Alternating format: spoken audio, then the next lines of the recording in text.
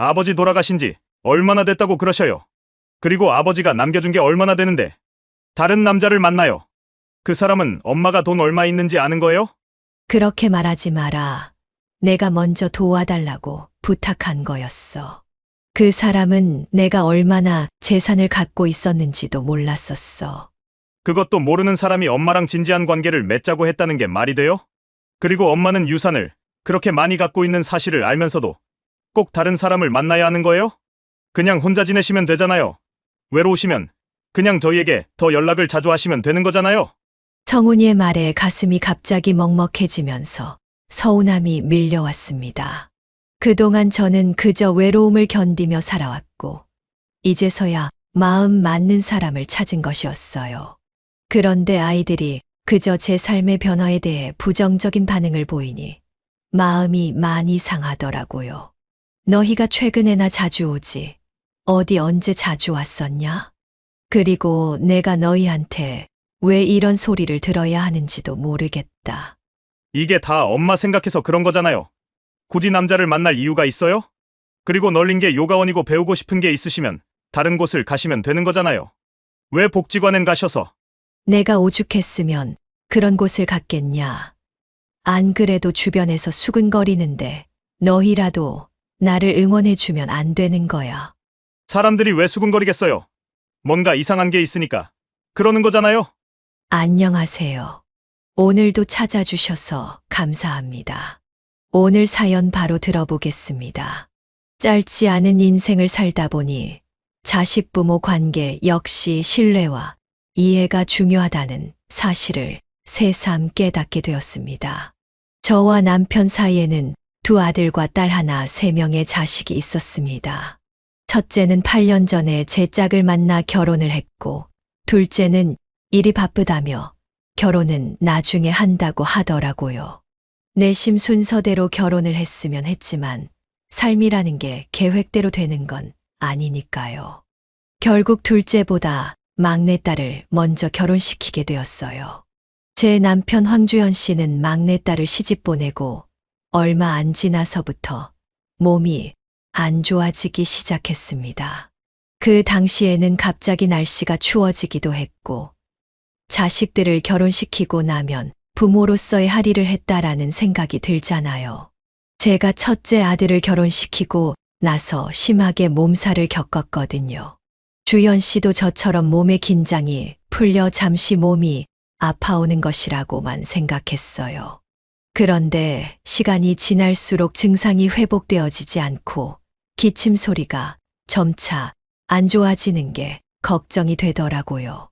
더 이상 미루면 안 되겠다 싶은 생각이 들어 주현 씨를 데리고 병원으로 향했습니다.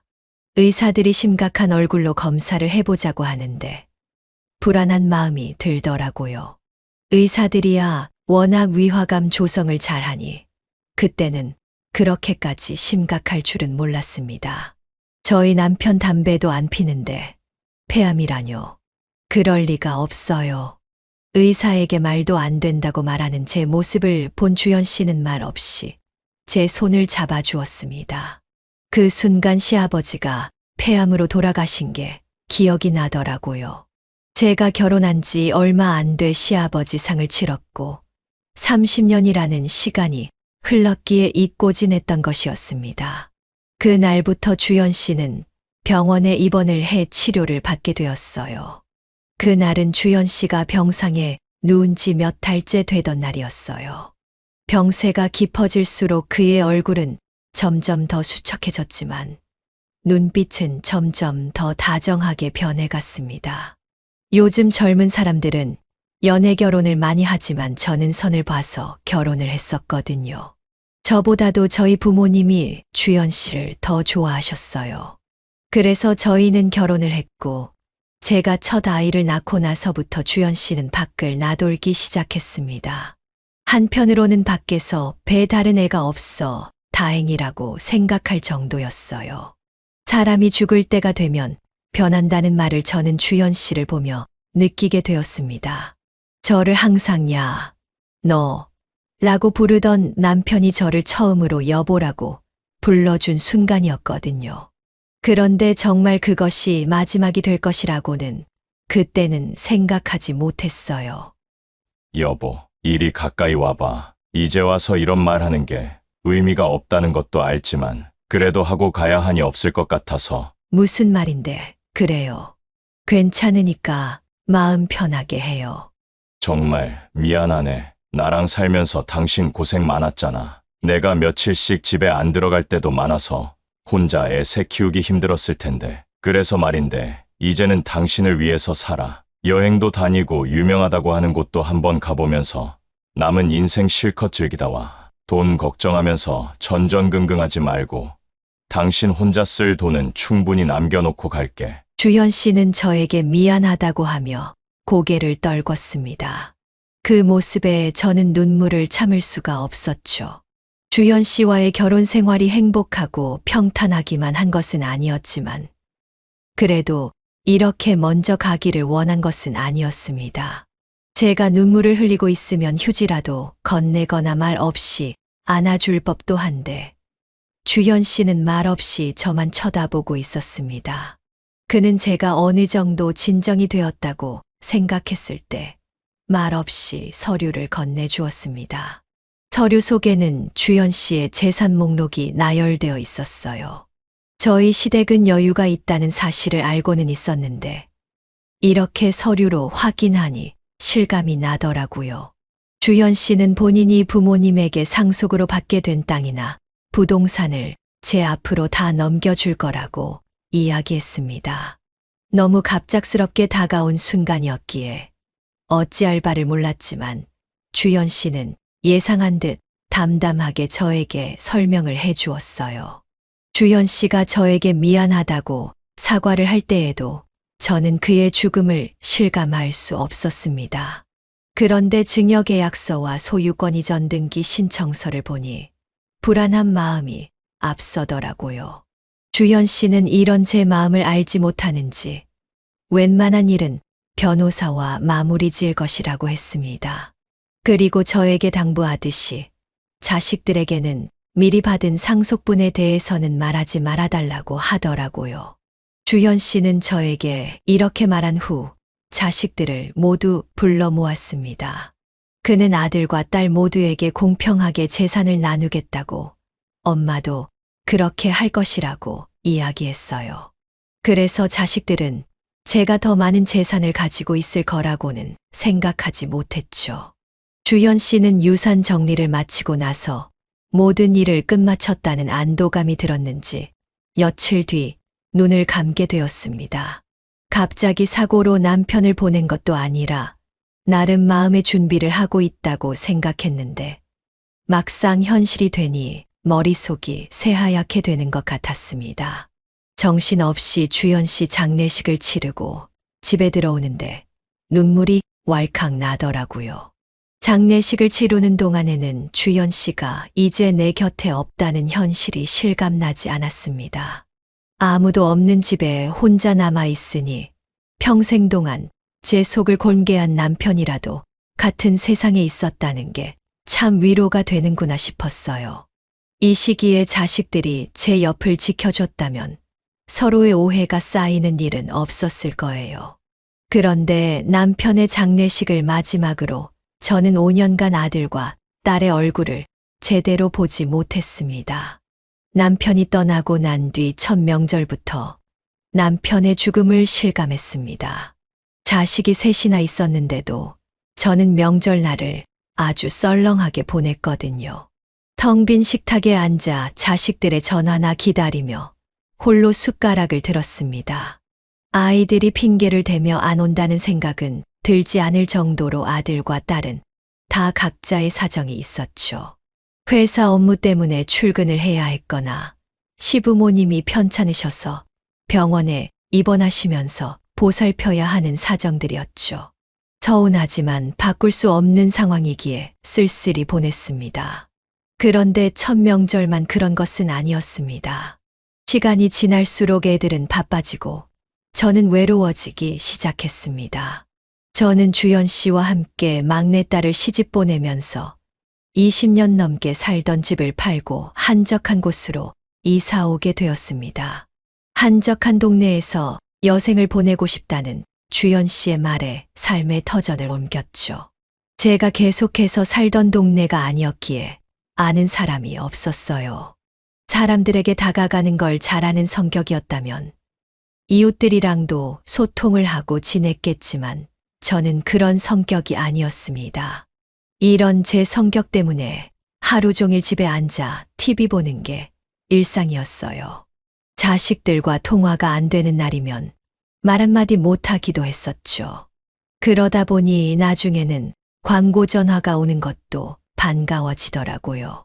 제가 너무 자식들만 기다리나 싶은 마음에 이것저것 요리를 해서 자식들이 있는 집에 찾아간 적도 있었습니다. 자식들과 타이밍이 안 맞았던 것인지 제가 찾아갈 때면 집에 없거나 있어도 약속 때문에 당장 나가야 하는 상황이었어요. 제가 운전을 할 수 있는 것도 아니었기에 버스와 지하철을 타고 23시간 걸려가는 길이 쉽지만은 않았습니다. 그렇게 힘들게 갔음에도 불구하고 애들 얼굴을 보지 못하거나 같이 오랫동안 시간을 보내지도 못했기에 아쉽더라고요. 그래서 출발하기 전에 미리 연락하기도 했었죠. 요즘 달랑무가 맛있더라고. 너 달랑무로 담근 김치 좋아하잖아. 이번 주 주말에 내려올 수 있어?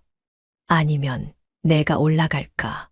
나 벌써 시댁에서 달랑무 김치 받았어. 힘들게 뭘 그런 걸 했어. 그래도 엄마가 한 거랑은 또 다르지. 너희 바쁘면 내가 올라가도 돼. 이번 주 주말에 나 부부 동반 모임 있어서 거기 가야 해. 그리고 뭘 힘들게 올라와. 주말이니까 엄마도 편히 쉬어. 결국 그날 주말도 언제나와 같이 혼자서 쓸쓸히 TV를 켠 후 애꿎은 리모컨에 화풀이 하듯 힘껏 누르며 채널을 바꾸고 있었습니다.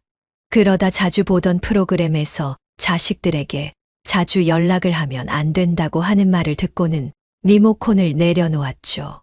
자식들의 자주 연락하면 애들이 이런저런 핑계를 대면서 집에 안 찾아온다고 하더라고요. 제 상황과 똑같았기에 순간 제 이야기를 하는 것처럼 느껴졌습니다. 주말마다 애들에게 전화를 걸어 안부를 묻는 건 제 일상이었거든요. 어느 순간에 돼서는 마치 제가 만남을 구걸하는 것처럼 느껴졌습니다. 혼자가 되고 나서부터 아이들에게 계속해서 연락을 자주 한 것은 아니었어요. 밤늦게 누군가가 문을 두드리거나 새벽에 갑자기 몸이 안 좋아져서 응급실이라도 가야 할 때 옆에 아무도 없을 때 가족 말고 누구에게 연락을 할 수 있겠어요. 외로워서 의미 없는 연락을 할 때도 있었지만 때로는 정말 도움이 필요했었어요. 형광등을 갈거나 선반이 무너져서 고쳐야 하는 일들을 혼자서 하기는 어려웠거든요. 자식들의 어쩔 수 없는 사정이 이해가 되기도 했지만 얼굴 한 번 볼 시간조차 나지 않는 게 말이 되는지 점점 서운해지기 시작했습니다. 이런 날들이 겹겹이 쌓이며 제 외로움도 조금씩 커지게 되었습니다. 장례식을 치르고 난 후에 남편이 저에게 마지막으로 말한 것처럼 제 나름대로 인생을 즐기고 싶었지만 그것도 해본 사람들이나 할 수 있는 것이었어요. 평생을 아이들 뒷바라지만 했던 저는 제 인생을 어떻게 살아야 하는지 알지 못했었거든요. 자식들도 정신없이 본인들의 인생을 사느라 혼자 사는 저에게는 관심이 없었어요. 제 옆에 자주 있어 주던 남편은 아니었지만 이 시간이 지날수록 주현 씨의 빈자리가 크게 느껴지더라고요. 그런 공허함을 메우려다 보니 자연스레 아이들에게 자주 전화를 걸었던 것 같다고 생각했습니다. 하루에도 몇 번씩 연락을 하면서 자식들의 목소리를 듣고 제 삶의 의미를 아이들에게서 찾으려고 했었구나 싶었어요. 곰곰이 생각해 보니 장례식이 끝나고 2년째 되던 해부터 유난히 아이들에게 연락을 많이 했던 것 같다는 생각이 들었어요. 그 순간 제가 자식들에게 너무 집착하고 있었던 건 아닐까 싶더라고요. 그렇게 저는 제 자신을 돌아보게 되었습니다. 이제부터라도 아이들에게 의존하는 삶이 아닌 저를 위한 인생을 살 방법을 찾아야 한다는 생각이 든 거죠. 그렇게 마음을 먹고 혼자서 조금 더 자립할 수 있는 방법을 찾기 위해 가까운 복지관을 찾아보기로 결심했습니다. 복지관에서는 다양한 프로그램들을 제공한다고 들었거든요. 거기라면 제게 필요한 무엇인가를 찾을 수 있을 것 같았습니다. 이제는 사람들이 모여 있는 장소에서 활기차게 하루하루를 보내고 싶었거든요. 복지관에서는 다양한 취미 교실이나 자원봉사 기회도 제공한다고 했기에 저에게 도움이 많이 될 거라 생각했어요. 그래서 집에서 가까운 복지관을 검색한 후 잠시 고민하다가 전화를 걸어 상담을 해보았어요. 거기 계신 분들의 연령대가 너무 높아 어울리지 못하면 어쩌나 싶었거든요. 상담원은 아주 친절하게 설명해 주었고 제가 원하는 프로그램들에 대해 자세히 알려주셨어요. 잘 적응할 수 있겠다는 자신감이 생겼고 제 인생의 새로운 첫 발을 내딛기로 결심했습니다. 그날은 자신감 있게 결정을 내렸지만 막상 복지관을 가는 날이 되니 마음 한편의 불안감이 느껴지기도 했어요. 제가 잘 적응할 수 있을까 싶었거든요. 그럼에도 불구하고 다시 한번 마음을 다잡은 후 조심스럽게 복지관 문을 열고 들어갔습니다. 복지관 내부는 생각보다 밝고 따뜻한 분위기였어요. 벽에는 여러 가지 프로그램 안내가 붙어 있었고 곳곳에서 사람들의 활기찬 목소리가 들려왔습니다. 잠시 망설이다가 저는 안내 데스크로 다가갔고 직원에게 미리 전화를 했었다고 말씀드렸어요. 직원분은 활짝 웃으며 저를 맞이해주고는 제가 가야 할 곳에 데려다 주었습니다. 생각보다 많은 분들이 있었고 저와 상황이 비슷한 사람들도 많다는 사실을 알게 되었어요. 복지관에서 처음 만난 영자 씨는 남편과 이혼한 후 사람에 대한 신뢰가 무너졌었다고 하더라고요. 그래서 꽤 오랜 시간 혼자 지내셨다고 했습니다. 처음에는 혼자 지내는 게 더 편하다고 생각했지만 시간이 지나면서 점점 외로움을 느끼고 자식들에게 의지하는 것도 한계가 있다는 걸 알게 되셨다고 하더라고요. 그 이후 복지관의 프로그램을 하나씩 이용하며 사람들과 소통하기 시작했고 그 과정에서 점차 삶의 의미를 되찾으셨다는 말에 저도 희망을 얻었습니다. 그렇게 저는 정기적으로 요가와 같은 운동도 하고 복지관에 있는 노래교실을 이용하며 사람들과 어울려 지내기 시작했죠. 처음에는 어색하기도 했지만 비슷한 연령대의 사람들이다 보니 시간이 지날수록 통하는 부분이 많다는 걸 느끼게 되었어요. 가끔씩은 가벼운 산책을 하면서 계절의 변화를 느끼거나 동네에 새로 생긴 커피숍을 다니며 일상에서의 소소한 행복을 찾곤 했었죠. 제가 마음의 안정을 얻을 시기에 자식들도 시간적인 여유가 생긴 건지 저처럼 마음의 안정을 되찾았던 건지는 모르겠지만 먼저 연락을 하기 시작했습니다. 너무 오랜만에 연락드려 죄송해요. 아버지도 안 계셔서 어머니 혼자 적적하실 텐데 제가 너무 신경을 못 썼죠? 이번 주 주말에 애들 데리고 내려갈게요. 이번 주 주말은 내가 약속이 있어서 어려울 것 같은데 다음 주는 어때? 어디 가세요? 아니면 저희 보러 올라오시려고요? 내가 요즘 복지관을 다니는데 이번 주 주말에 야유회를 한다고 해서 거기 가려는 거야. 혼자서 제 인생을 찾으려고 한 시기부터 자식들이 저에게 연락을 해오기 시작했어요. 그때부터는 애들과도 자주 만났던 것 같아요. 그래도 마음속에 있는 한켠의 빈자리는 채워지지가 않더라고요. 이건 어쩔 수 없이 내가 안고 가야 하는 부분이다 생각하며 제 마음을 달래곤 했습니다. 그러던 어느 날 요가를 배우러 들어가는데 분위기가 술렁술렁 하더라고요. 무슨 일이 있나 싶은 생각에 왜 그러냐고 옆에 있던 영자 씨에게 물어보니 새로운 남자분이 한 분 들어오셨다고 알려주었어요. 요가 수업에는 남자분들보다는 여자분들이 더 많았었거든요. 요가 수업이 시작되기 몇 분 전 소문으로만 듣던 그 남자가 들어와 요가 매트를 펴는 소리가 들렸습니다.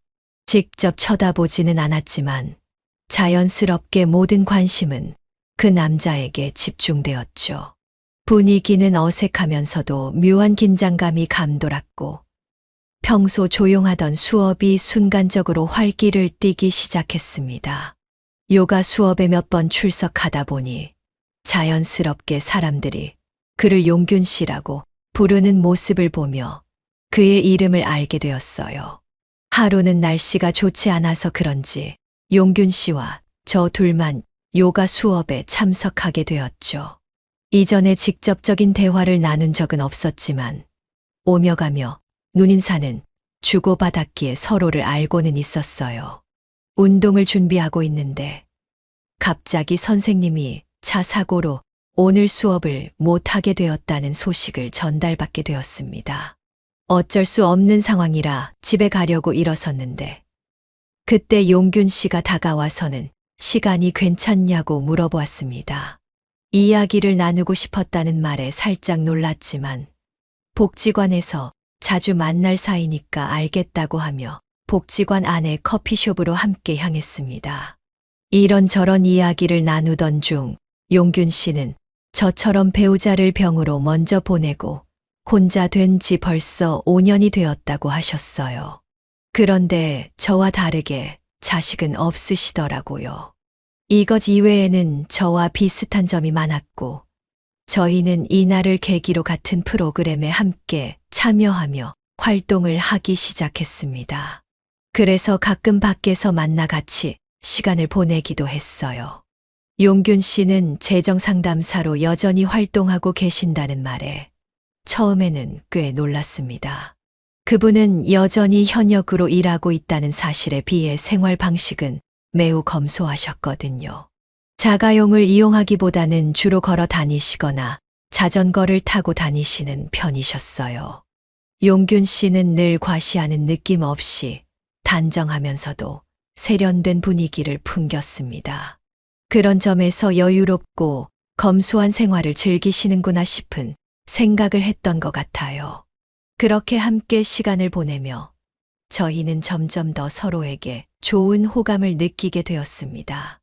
복지관 내에서도 저처럼 용균 씨에게 호감을 느끼는 사람들이 있었기에 우리가 좋은 감정을 나눈다는 사실을 불편하게 여기는 사람들도 많았죠. 뒤에서 수근거리는 소리도 들었지만 남들의 시선에 신경 쓰다 보면 제 인생을 제대로 살 수 없을 것 같았습니다. 주현 씨를 보낸 지 얼마 되지 않았던 것도 아니었고 부끄러운 관계도 아니었기에 당당히 행동할 이유가 없다고 생각했어요. 그런데 용균 씨는 사람들이 제 이야기를 많이 한다는 걸 걱정했는지 조심스럽게 제게 말을 꺼냈습니다. 불편하시면 저와의 관계를 여기서 끝내셔도 괜찮아요. 용균 씨는 어떠세요? 저와 그만 만나고 싶으신 건가요? 저는 그러고 싶지 않은데 아무래도 저 때문에 사람들 입방아에 오르내리시는 게 신경 쓰이실 것 같아서요. 남은 인생이 얼마나 되는지도 모르는데 남의 눈치만 보면서 살기엔 제 인생이 너무 아깝잖아요. 호탕하게 말한 제 말을 들은 용균 씨는 마음이 놓였는지 박수를 치며 맞는 말이라고 해주었습니다. 용균 씨와의 만남은 제게 큰 위안이었고 당당하게 관계를 이어갈 이유는 충분했지만 아이들에게는 이 사실을 말하는 건 쉽지 않더라고요. 그래서 우리는 조용히 관계를 이어갔고 어느 날 큰아들 성훈이와 작은아들 성준이가 갑자기 집에 찾아왔습니다. 예고 없이 찾아온 아이들의 방문에 조금 놀랐지만 반가운 마음이 더 컸습니다. 서둘러 식탁을 차리고 오랜만에 함께 이야기를 나눴죠. 밥을 먹던 중 작은아들 성준이가 무심코 거실에 놓인 문서 더미를 가리키며 물었습니다. 엄마, 저기 있는 서류들 뭐예요? 뭔가 중요한 서류 같은데. 그 말에 저는 깜짝 놀라며 시선을 돌렸습니다. 용균 씨가 부동산 상담을 해주겠다고 해서 남편에게 상속받은 부동산 관련 서류를 잠시 정리해두고 치우지 못한 채로 두었던 상태였어요. 그 서류들은 거실 테이블에 놓여 있었고, 저는 두 아들이 그 서류를 보기 전에 치워야 한다는 사실을 깜빡한 채 음식 준비에 정신이 팔려 있었죠.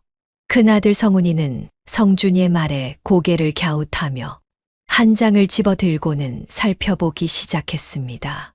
그리고는 저에게 물었죠. 부동산 등기부등본 엄청 큰 건물인데요. 그런데 이거 엄마 건물이에요? 성훈이의 말에 성준이도 놀라서 눈을 크게 뜨며 무슨 건물이냐고 하더라고요. 순간 어찌할 바를 몰라 당황한 저는 얼버무렸습니다. 그게 내 아빠가 생전에 미리 준비해 두신 거야. 나 혼자 살게 될 걸 염려해서. 두 아들은 제 대답이 시원찮다고 생각했는지 차츰 질문을 던지기 시작했습니다. 처음엔 단순한 물음이었지만 점점 그들의 반응에서 날카로운 기운이 느껴졌어요. 성준이는 특히 제 눈치를 살피며 말끝을 흐리기 시작했고, 성훈이는 아무 말도 하지 않고 제 말만 듣고 있었어요. 아들들의 표정에서 불안과 혼란이 묻어나오는 모습에 저는 잠시 망설이다가 더 이상 숨기기 힘들다는 생각에 솔직하게 말하기로 결심했습니다. 주연 씨는 생전에 저에게 아이들에게 이 유산에 대해 말하지 말라고 당부했었지만 더 이상 그 부탁을 지킬 수 없다는 것을 느꼈거든요. 아이들에게 숨기려고 해도 결국 진실은 드러날 수밖에 없다는 생각에 침착하게 상황을 설명했습니다.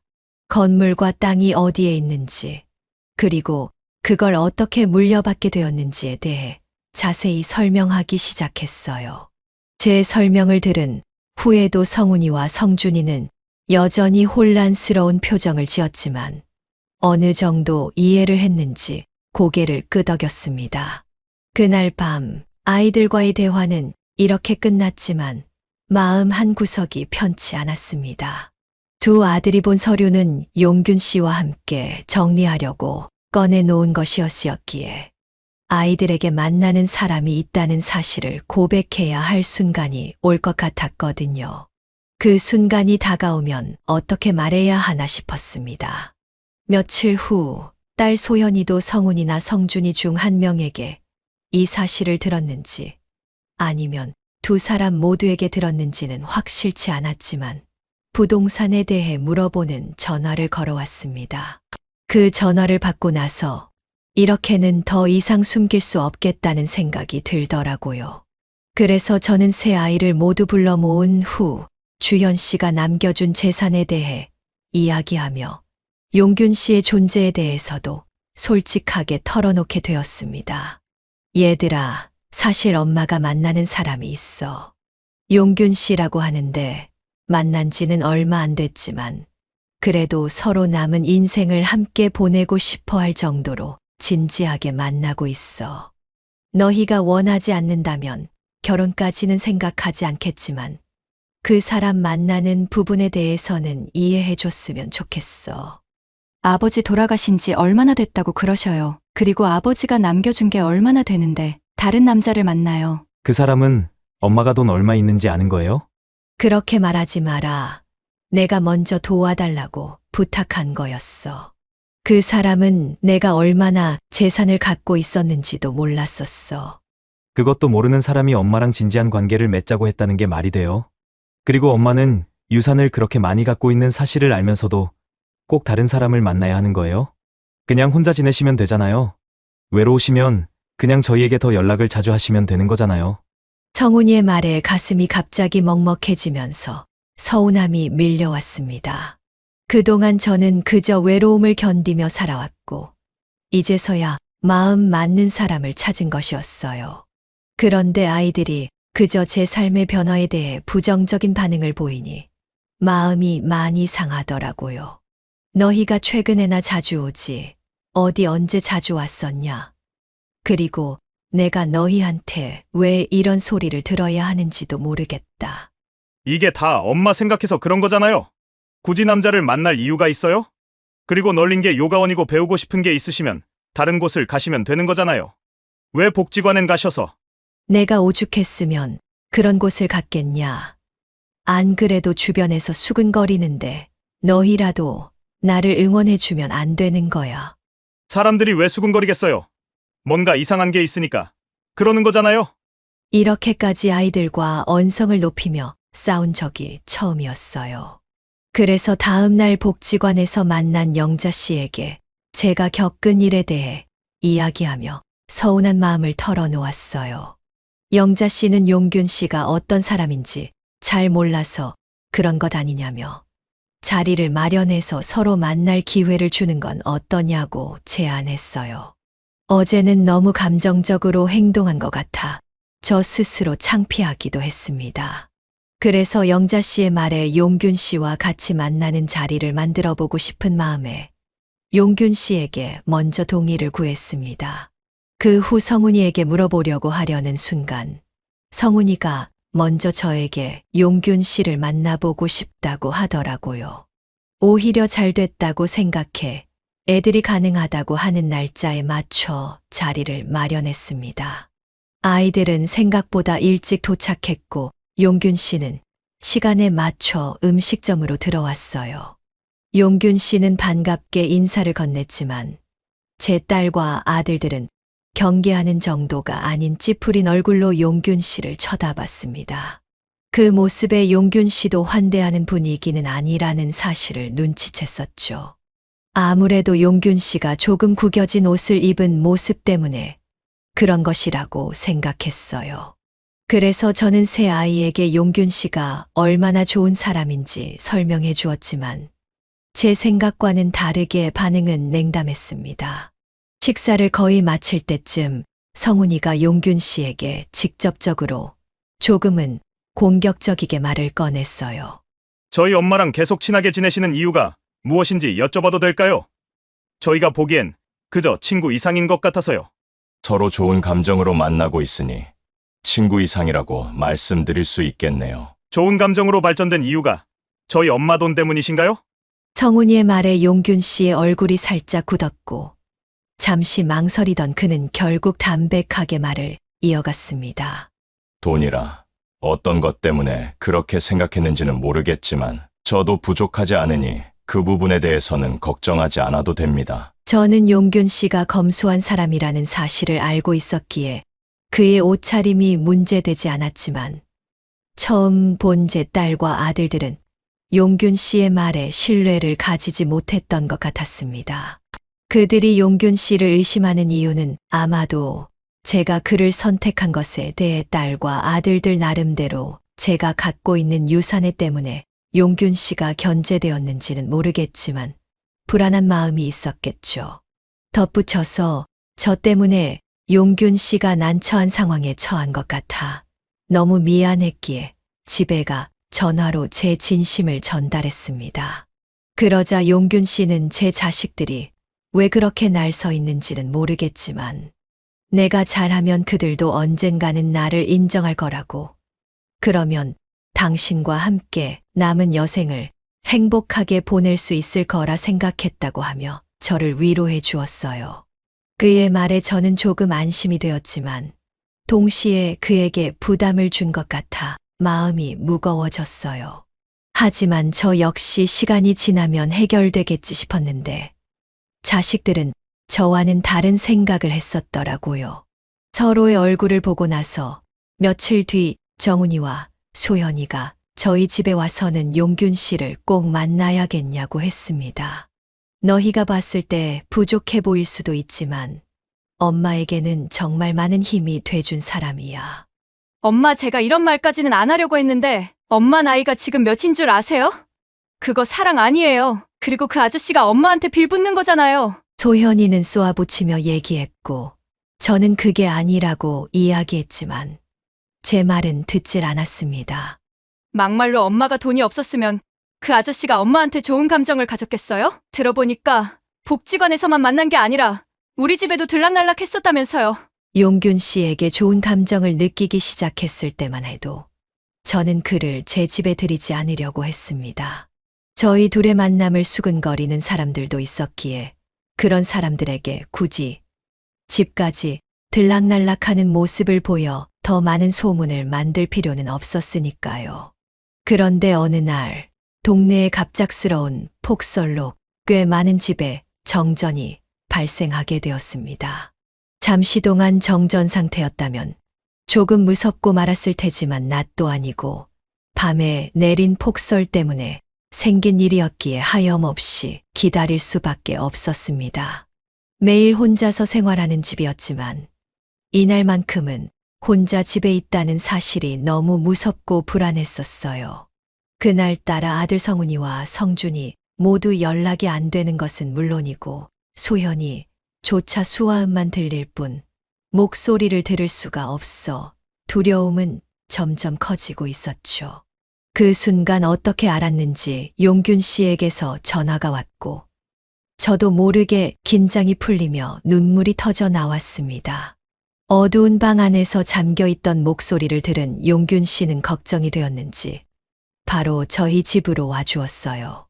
정전이 끝날 때까지 제 손을 꼭 잡고는 걱정하지 말라며 다독여 주었습니다.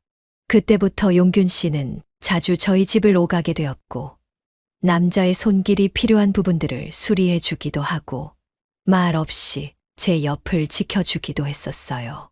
제게 이렇게 큰 위로와 힘이 되어주는 용균 씨에게 고마움을 느껴 몇 번 선물도 드리곤 했었죠. 처음 성훈이와 성준이에게 용균 씨에 대해 이야기할 때 저는 그가 얼마나 의지할 수 있는 사람인지 어떻게 저를 도와주고 있는지에 대해 설명하기도 했었어요. 하지만 제 자식들은 용균 씨가 제 유산을 노리고 의도적으로 잘해준 것이라고 생각했기에 경계를 늦추지 않았습니다. 그리고 며칠 뒤 성훈이가 저를 찾아와서는 돈을 빌려달라고 했습니다. 엄마, 저 갑자기 회사에서 쫓겨나게 돼서 지금 당장 저희 집 생활비가 없어요. 좀 도와주세요. 얼마나 필요한 거야? 회사가 갑자기 상황이 안 좋아진 거야? 모르겠어요. 계속해서 회사 상황이 안 좋다고는 했는데 그래도 매출이 좀 나오고 있다고 생각했는데 그게 아니었나 봐요. 당장 대출을 더 받을 수도 없는 상황이라서요. 성훈이와 대화를 하고 있는 도중 소현이가 집에 들어왔습니다. 엄마, 나 좀 도와줘요. 갑자기 집 주인이 전세금으로 1억 넘게 달라고 하는데 엄마 돈 갖고 있는 거 좀 있잖아요. 그렇게 큰 돈은 없는데 어쩌지? 현금이 없으면 엄마가 갖고 있는 상가 건물 팔면 되잖아요. 그래요, 엄마. 소연이도 저도 둘 다 상황이 급하니까 엄마가 좀 도와주세요. 성훈이는 갑작스럽게 회사에서 권고사직을 당했고 소현이는 집주인이 전세금을 크게 올려버리면서 경제적인 어려움을 겪고 있는 상황이었어요. 둘 다 급하게 돈이 필요했고 제가 꽤 많은 재산을 갖고 있다는 사실을 알고 있었으니 당장 제 도움을 받고 싶었겠죠. 저도 엄마 된 입장으로 힘든 자식들에게 조금이라도 힘이 되고 싶었지만 그럴 수가 없었습니다. 그 이유를 자식들에게 설명하려 했지만 제 말은 듣지도 않더라고요. 건물을 왜 못 파는데요? 엄마 솔직하게 말해요. 저희한테 뭘 숨기고 있는 거예요? 너희한테 숨길 게 뭐가 있겠어. 그게 아니라 지금 세입자가 나가지 않는 상황이라 상가를 팔 수가 없다니까. 그게 아니라 그 아저씨 때문에 그런 거겠죠? 그 아저씨 제비 같은 사람 아니에요?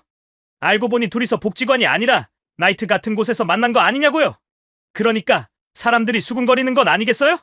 안 그래도 자식들과 돈 때문에 불편한 관계를 맺고 있는 와중에 성훈이와 소현이는 제가 용균 씨에게 꽤 많은 돈을 송금했다는 사실을 알게 되었습니다.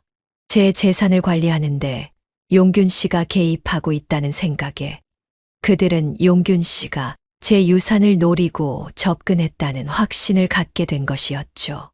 이것 봐.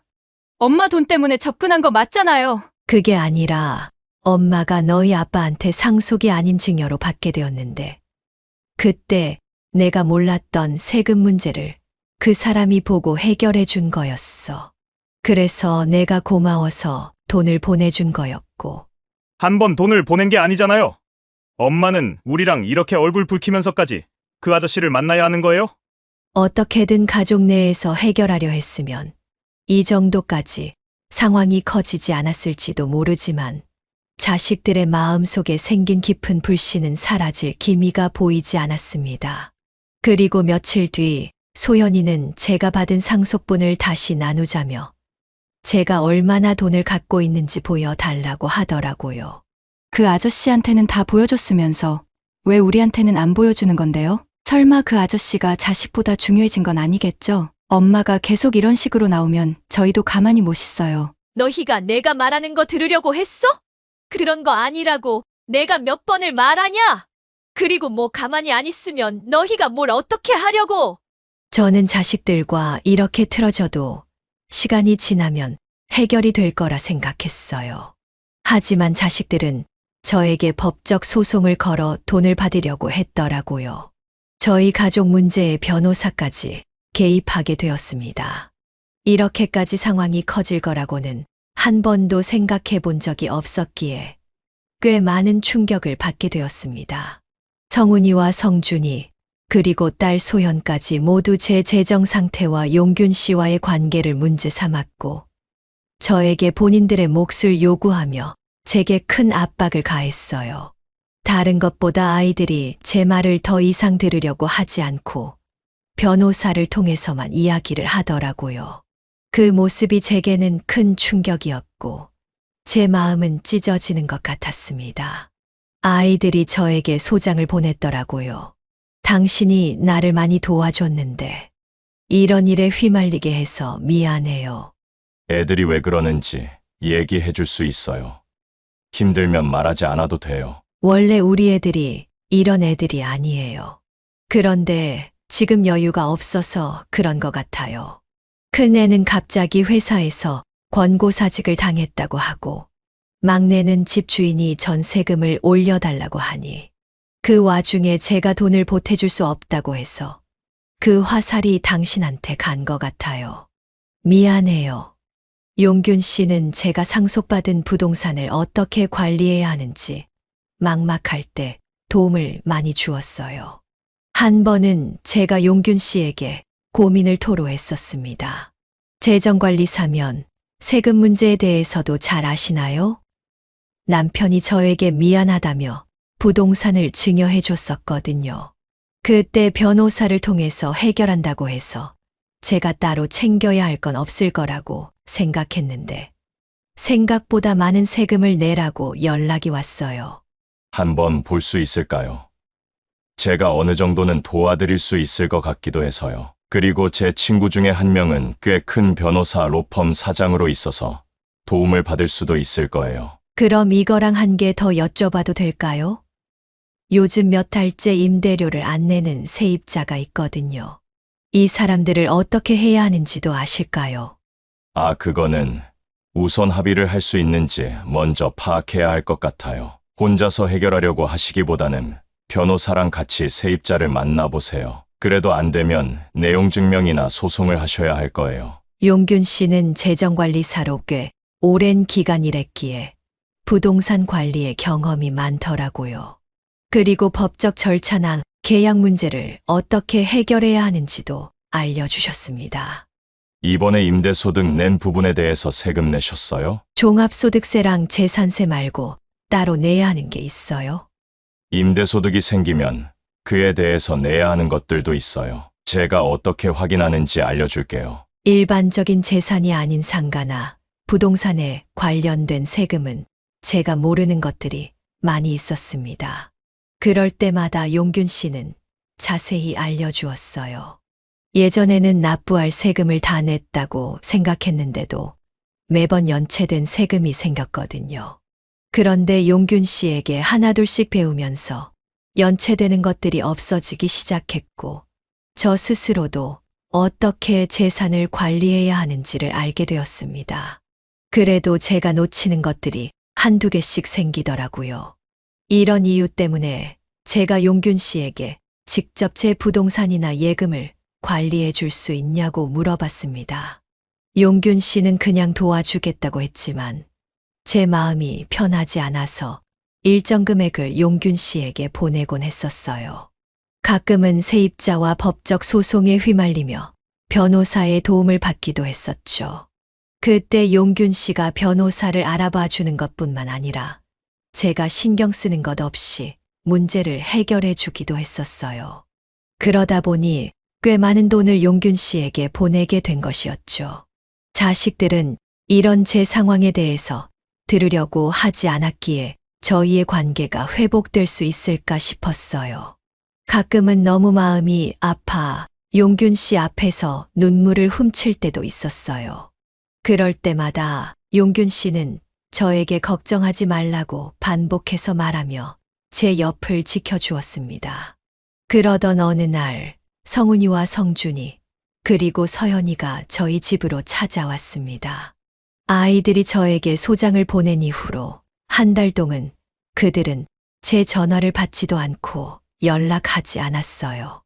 너무 갑작스럽게 저희 집을 찾아왔기에 순간적으로 반가운 마음보다는 놀란 마음이 먼저 들었습니다. 그런데 저를 보는 아이들은 예전처럼 저를 적대시하거나 의심하는 눈빛이 아닌 무언가 중요한 이야기를 하기 위해 온 것처럼 비장한 모습만 보였습니다.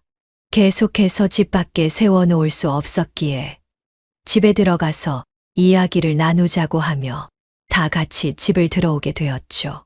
애들이 무슨 말을 할지 짐작할 수 없었기에 침묵이 길어질수록 제 심장은 더 빠르게 뛰기 시작했습니다.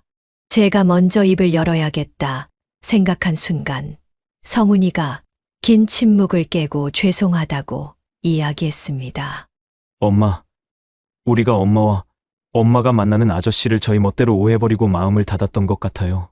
그동안 너무 힘들게 해드려서 정말 미안해요.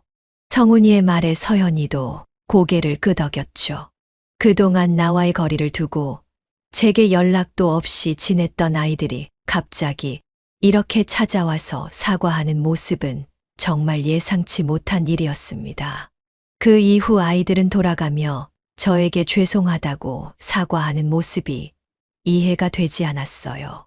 혼란스러워하는 제 표정을 본 서연이가 서류 하나를 조심스럽게 건네주었습니다.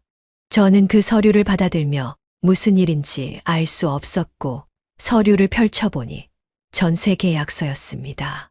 엄마, 용균 아저씨가 정말 많은 도움을 주셨어요. 서현이는 집주인에게 전세금을 올려달라는 압박을 받았고 당장 이사를 갈 수도 없는 상황이었기에 저에게 찾아왔었거든요.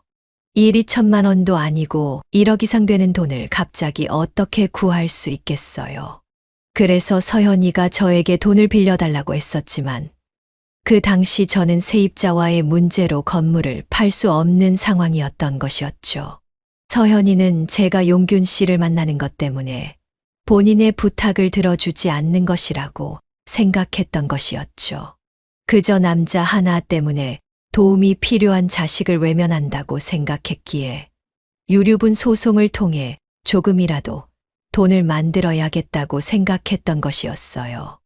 용균 씨는 저를 통해 서연이에게 무슨 일이 있었는지 알고 있었기에 저 몰래 서연이를 찾아갔었더라고요. 용균 씨가 너를 찾아갔다고? 네, 사실 아저씨가 처음 우리 집에 왔을 때만 해도 우리가 소송 걸어서 그런 거라고 생각했었어요. 그래서 문도 안 열어줬거든요. 그런데 계속 안 가고 서 계셔서 얘기하게 된 거였어요. 용균 씨가 도와줬다는 건 도대체 무슨 말이야? 우리 집주인이 갑자기 전세금 올려달라고 했었잖아요. 그런데 원래는 그렇게 하면 안 된다고 하더라고요. 미리 고지를 해야 하고 저희가 전세 계약한 지 얼마 되지도 않아서 전세금을 올릴 수도 없는 거라고 말씀하시면서 집주인을 직접 만나시기까지 하셨어요. 결국 서현이는 이사 준비로 머리 아플 일도 없었으며 돈도 지킬 수 있었다고 하더라고요. 놀란 마음을 진정할 새도 없이 성훈이도 본인이 겪었던 일에 대해서 털어놓기 시작했습니다. 어머니, 저는 다시 회사 다니게 됐어요. 이렇게 될 수 있었던 건 다 용균 아저씨 덕분이에요. 너도 회사 상황이 안 좋아서 잘린 거라고 하지 않았어. 그런데 어떻게? 저 권고사직인 줄 알았는데 사실 부당해고였더라고요. 용균 아저씨 아니었으면 그것도 모를 뻔했어요. 엄마가 용균 아저씨한테 제 상황에 대해서 말씀하셨다면서요. 저는 답답한 마음에 용균 씨에게 성훈이나 서현이의 문제에 대해서 말을 했었어요. 그런데 제 말 속에 이상한 점들을 찾아냈었나 봐요. 성훈이를 찾아가서는 법적 절차를 밟아서 성훈이나 복직할 수 있도록 도와준 것이었죠. 그것뿐만 아니라 그동안 받지 못한 임금들도 다 받아낼 수 있도록 도와줬다는 사실에 저는 놀라지 않을 수 없었습니다. 용균 씨는 저도 모르게 제 자식들의 문제를 해결해 주었습니다. 그리고 이렇게 아이들의 일을 해결해 주며 어떠한 이유로 저에게 돈을 받게 되었는지에 대해서도 자세히 얘기해 주셨더라고요. 저 또한 아이들이 오해를 하고 있을 상황에 그런 거 아니라고 이야기한 적이 있었지만 그때는 감정이 상한 상태였기에 제 말이 들리지 않았던 것이었죠. 용균 아저씨가 엄마를 도와주고 계셨던 거라는 걸 그때는 믿을 수가 없었어요. 그런데 이번에 제 일 도와주시고 나서 저에게 종이를 건네주시더라고요. 보니까 용균 아저씨도 꽤 많은 자산을 갖고 계시더라고요. 그런 분한테 제가 엄마 돈 때문에 만났냐고 말씀드린 게 창피할 정도였어요. 오빠도? 나도. 사실 엄마가 엄청 많은 돈을 갖고 있는 것도 아니었는데 왜 그렇게 편협적으로만 생각했는지 모르겠어. 보이는 게 다가 아니었는데 나도 처음에 봤을 때는 옷도 후줄근하게 입으시는 것 같고 엄마가 계속 옆에서 챙겨주는 것 같이 보여서 돈 때문에 엄마한테 접근했다고 생각했던 것 같아요. 용균 씨는 성훈이와 서연이에게 자신이 가진 재산까지 모두 보여주었던 것 같아요. 이전에 저에게 용균 씨가 갖고 있는 재산이 어느 정도인지 알지도 못했고 그런 이야기를 꺼낸 적도 없었거든요. 지레짐작으로 혼자 생활하는데 어려움이 없는 정도이시겠지 싶은 생각이 했었어요. 본인이 갖고 있는 재산을 다른 사람에게 보여준다는 게 쉬운 일은 아니잖아요. 그런데 용균 씨는 그걸 모두 투명하게 공개하셨고 그 모습을 본 성훈이와 서연이도 그제서야 용균 씨가 저를 얼마나 진지하게 생각하고 있었는지를 알게 된 거죠. 용균 씨가 도와주신 덕분에 아이들이 그동안 겪었던 경제적 어려움도 해결되었고 그동안 쌓여왔던 오해도 하나씩 풀리게 되었지만 그 사실을 전혀 모르고 있었던 저는 얼마나 미안했는지 몰라요. 성훈이와 성준이 그리고 서연이까지 용균 씨를 직접 만나 사과를 드리고 싶다고 하더라고요. 그래서 저는 용균 씨에게 전화를 걸었죠. 사실 저도 모르게 아이들의 상황을 해결해 준 일이었기에 그 부분에 대해서 직접 설명을 듣고 싶은 마음도 있었거든요. 몇 분 뒤 용균 씨가 집에 들어왔을 때 아이들은 서로 견제하는 듯한 분위기 없이 오히려 한결 부드러운 눈빛으로 그를 맞이했어요. 그 순간 저는 아이들의 눈빛에서 용균 씨에 대한 고마움과 존경을 느낄 수 있었고 그동안 쌓였던 안 좋은 감정들을 해결할 수 있겠다 싶었습니다. 용균 씨는 묵묵히 자리를 지키고 있었고 아이들은 한 명씩 차례로 그에게 다가가 사과의 말을 전했어요. 저희가 생각이 많이 짧았던 것 같습니다. 엄마도 당연히 엄마의 인생을 사시도록 존중해드렸어야 했는데 저희가 너무 저희 생각으로 두 분을 불편하게 해드려 죄송합니다. 그들의 목소리엔 진심이 담겨 있었고 용균 씨 역시 그들을 다정하게 바라보며 괜찮다고 말해 주었죠. 그 말에 아이들은 눈물을 글썽이며 고개를 끄덕였고 저도 그 모습을 보며 마음이 먹먹해졌습니다.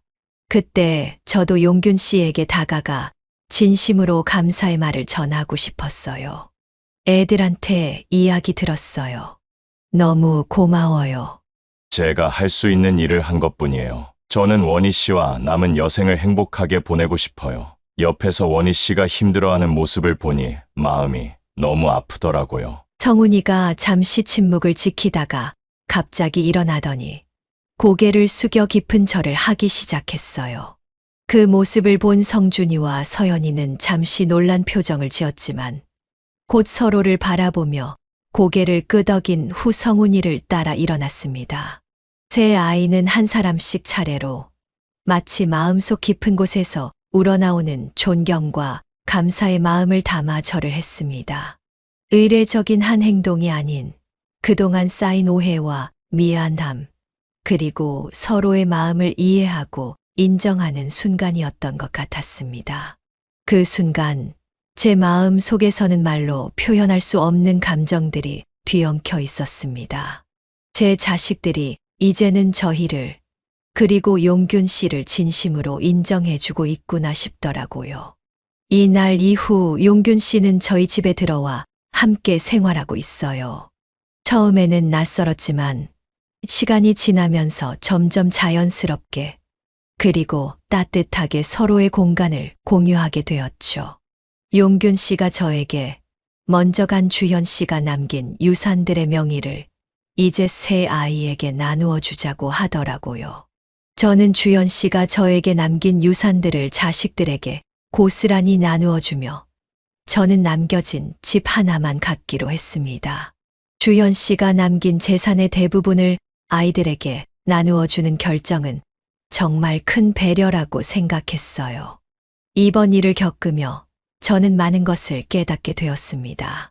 가족이라 해서 당연히 서로를 이해한다고 생각했던 그 마음이 얼마나 아니랬는지, 그동안 서로에게 기대며 지내왔던 것들이 얼마나 부족했는지 깨달았습니다. 단순히 가족이라는 이름만으로는 서로를 이해하고 신뢰할 수 없더라고요. 대화와 소통을 통해 서로의 마음을 열고 그 속에서 진정한 관계를 만들어가야 한다는 걸 이제야 알게 된 거죠.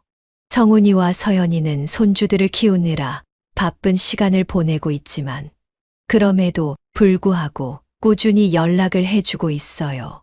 둘째 성준이는 시간이 날 때마다 저희가 사는 집에 와서는 같이 시간을 보내고 있습니다.